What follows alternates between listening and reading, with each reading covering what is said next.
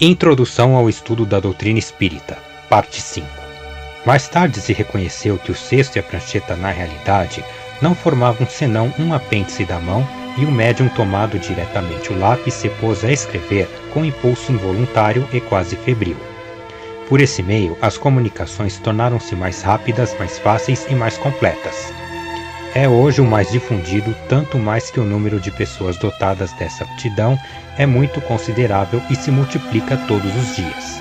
A experiência, enfim, fez conhecer várias outras variedades da faculdade mediúnica e soube que as comunicações poderiam igualmente ter lugar pela palavra, pelo ouvido, pela vista, pelo tato, etc., e mesmo pela escrita direta dos espíritos, quer dizer, sem o concurso da mão do médium nem do lápis. Obtido o fato, um ponto essencial ficava a constatar. O papel do médium nas respostas e a parte que ele pode nelas tomar, mecânica e moralmente. Duas circunstâncias capitais que não poderiam escapar de um observador atento podem resolver a questão. A primeira é o modo pelo qual o cesto se move sob sua influência, pela imposição dos dedos sobre a borda. O exame demonstra a impossibilidade de uma direção qualquer. Essa impossibilidade torna-se sobretudo patente quando 2 ou 3 pessoas se colocam ao mesmo tempo no mesmo cesto. Seria precisa entre elas uma coordenação de movimentos verdadeiramente fenomenal. Precisaria mais concordância de pensamentos para que pudessem se entender sobre a resposta a dar à questão proposta. Um outro fato, não menos singular, vem ainda se juntar à dificuldade. A mudança radical da escrita segundo o espírito que se manifesta, e cada vez que o mesmo espírito retorna, sua escrita se reproduz. Seria preciso, pois, que o médium se aplicasse a mudar sua própria caligrafia de 20 maneiras diferentes e, sobretudo, que ele pudesse se lembrar de que pertence a esse ou aquele espírito.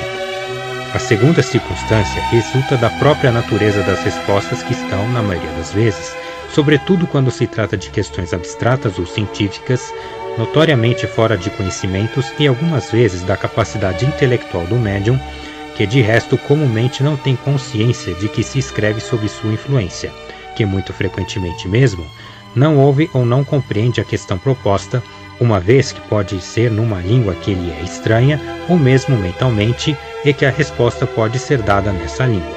Acontece frequentemente, enfim, que o cesto escreve espontaneamente sem questão prévia sobre um objeto qualquer inteiramente inesperado. As respostas, em certos casos, têm uma tal marca de sabedoria, de profundidade e de oportunidade. Revelam pensamentos tão elevados, tão sublimes, que não poderiam emanar senão de uma inteligência superior, marcada pela mais pura moralidade.